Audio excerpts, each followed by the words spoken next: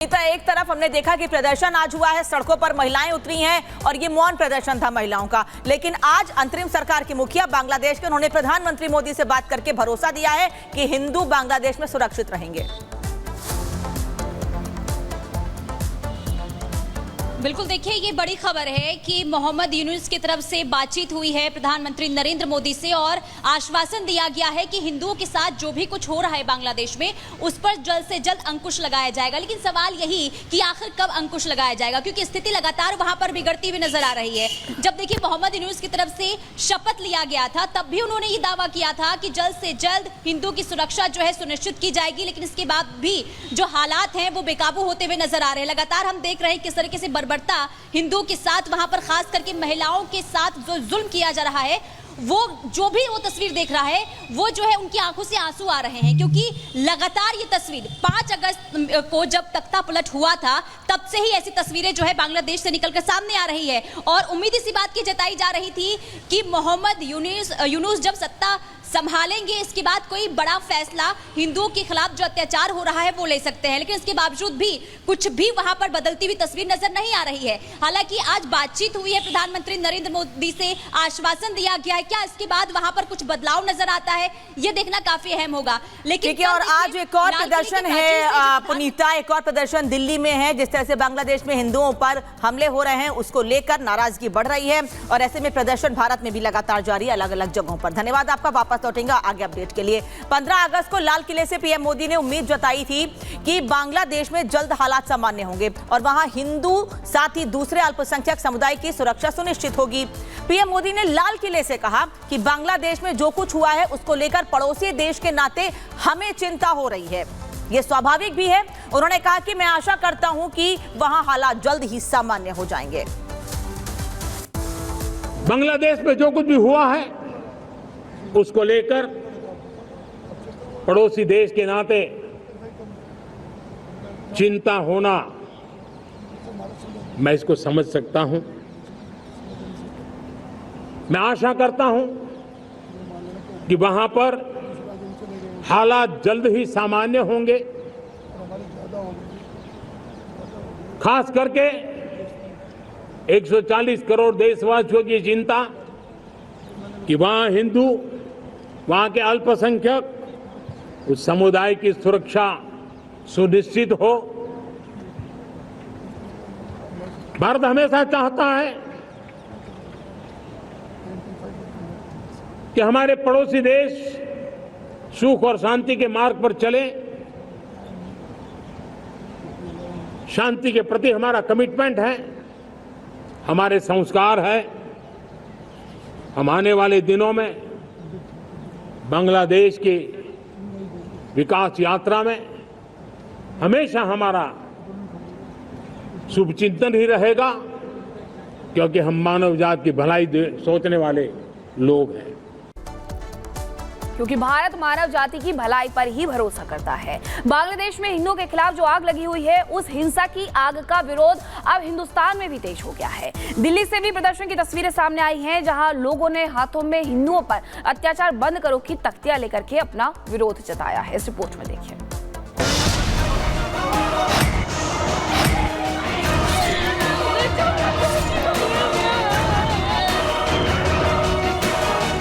अल्पसंख्यक हिंदू आबादी पर हमला, हिंदुओं के घरों में आगजनी, मंदिरों में तोड़ फोड़। 5 अगस्त को हुए तख्ता पलट के बाद बांग्लादेश में हालात आउट ऑफ कंट्रोल हैं। शेख हसीना के देश छोड़ने के बाद से ही हिंदू आबादी निशाने पर है। दिन रात हिंदुओं के घरों को, मंदिरों को निशाना बनाया जा रहा है, जबकि उम्मीद जताई जा रही थी कि जब मोहम्मद यूनुस की अगुवाई में देश में नई अंतरिम सरकार बनेगी तो हिंदुओं पर हमलों और प्रदर्शनों में कमी आएगी। लेकिन उल्टा हालात बद से बदतर हो गए हैं।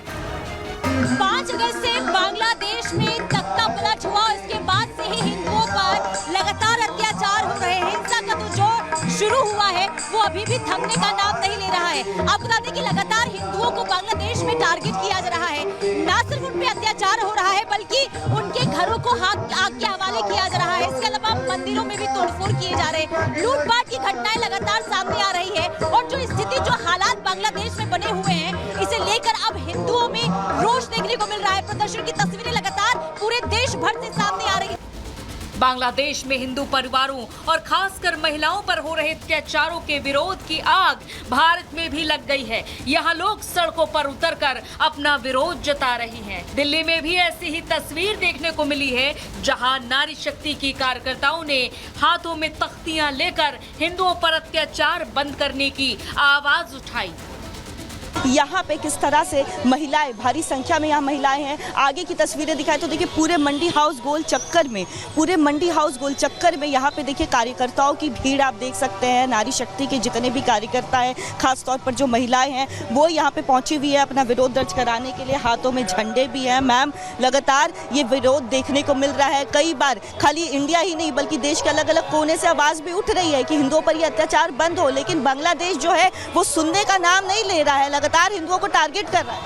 वो तो ऑल ओवर द वर्ल्ड हो रहा है ना। हिंदू तो बिकॉज हम लोग सॉफ्ट हैं, जेंटल हैं, प्यार देते हैं, काइंड हैं, रिटेलिएट नहीं करते, विशेस नहीं है, तो इसीलिए ये लोग सब लोग हिंदुओं को टारगेट करते हैं। इतना ही नहीं, बांग्लादेश में लगातार कम हो रही हिंदू आबादी पर भी प्रदर्शन कर रही महिलाओं ने सवाल उठाया। 1947 में जो 30% थे, आज वो 8% कैसे रह गए हैं। 1947 देखिए, 1971 देखिए, उसके बाद जब बाबरी ढांचा टूटा, लगातार इनको मारा जा रहा है। इनके धर्म के कारण वो भागकर हिंदुस्तान आ रहे हैं। इनको रहने का हक है, वरना अफगानिस्तान, पाकिस्तान लगभग हिंदू विहीन हो गया है। बांग्लादेश भी हिंदू विहीन होने के कगार पर है।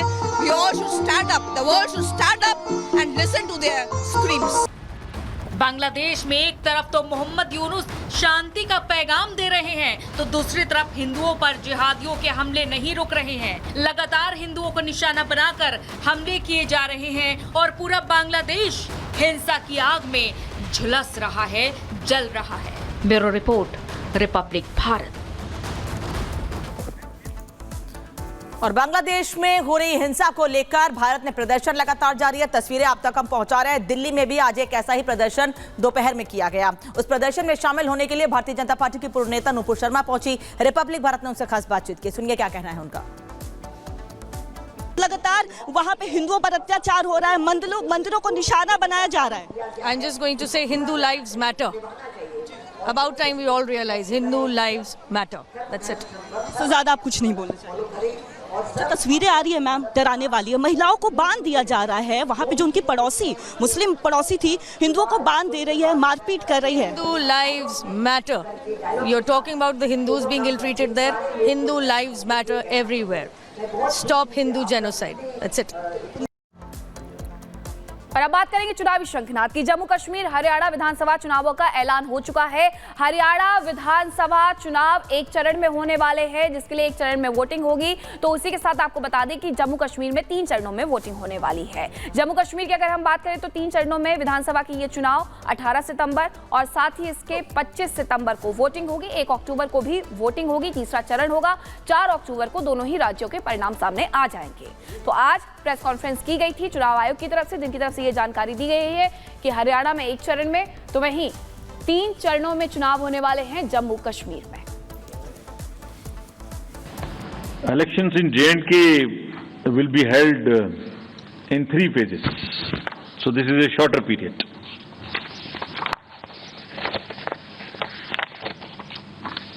This is a much shorter period,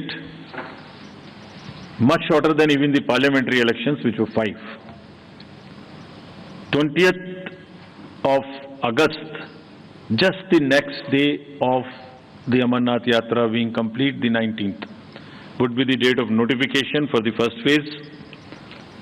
Nominations till 27th, scrutiny on the next day 28th, and date of poll will be 18th of September, and it's a Wednesday. We are also keeping that in mind, not keeping Fridays and Mondays to give a longer holiday spell. Second phase would be on 29th of August, and the statutory period of nominations and all, poll being on 25th of September. and phase 3 nomination on 5th of September and every voting finishing on 1st of October. So बहुत अच्छी बात है।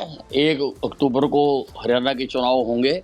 बहुत अच्छा मौसम होता है, लोग बड़ी संख्या में निकल कर आएंगे। और जहाँ तक हमारी पार्टी की बात है, हमारी पार्टी पूरी तरह से तैयार है। हमने बहुत पहले से तैयारी शुरू कर दी थी और हमारे कार्यकर्ता तो वैसे हर वक्त ही तैयार रहते हैं। हमारे कार्यकर्ता कभी बैरकों में नहीं जाते, हमेशा फील्ड में रहते हैं और पूरी तरह से चुनाव लड़ने के लिए तैयार हैं। पूरी तरह से तैयार हैं, लोग भी तैयार हैं। लोगों 36 बरादरी ने फैसला कर रखा है, ये अगली सरकार कांग्रेस पार्टी की सरकार होगी। देर आया दुरुस्त आयद हमारे यहाँ कहते हैं कि देर से आया, बट चलो फिर भी एक कदम तो लिया, वरना एप्रीहेंशंस बहुत थी। जिस तरह से government of India, home ministry, parliament के अंदर एक वादा, पार्लियामेंट के बाहर दूसरा चीज़ होता था। चूँकि जम्मू कश्मीर के लोग कहाँ हैं और बहुत ही मतलब इच्छुक है कि किसी न किसी तरीके से यहाँ असम्बली बननी चाहिए और वो अपने लोगों को चुन सके, अच्छे नुमाइंदों को चुन सके जो उनको डे एंड नाइट अपने तकलीफ़ात को सुने। ये मच अवेटेड था। मुझे लगता है जम्मू कश्मीर के लोगों के लिए जमहूरी तरीके से सबसे बड़ा खुशी का दिन ये है, जो शायद लोगों को लगता था कि अब जम्मू कश्मीर में चुनाव कभी होगा नहीं, मगर वो मौका अब उनको मिलेगा। अच्छी पार्टी, अच्छे मैनिफेस्टो को और अच्छे नुमाइंदों को चुन के भेजें ताकि हाउस बनने के बाद में हम स्टेट रेस्टोर करने की अपनी लड़ाई जारी रखें। चलिए, देर आए दुरुस्त आए। इलेक्शन कमीशन के तरफ से 3 फेजेस में इंतखाबात के तारीख का ऐलान हो चुका है और बड़ी जल्दी से जो है ये शेड्यूल जो है समाप्त होगा। 87-88 के बाद ये पहली मर्तबा है कि इतने कम अरसे के अंदर और इतने कम फेजेस में इलेक्शन जो हैं जम्मू कश्मीर में कराए जा रहे हैं। बांग्लादेश में हिंदुओं पर अत्याचार किया जा रहा है और अत्याचार को लेकर दुनिया भर में आवाज उठ रही है। भारत में नुपुर शर्मा हिंदुओं की रक्षक कैसे बनी, दिखाएंगे आपको रात 7:58 पर न्यूज़ का एक्सप्रेस।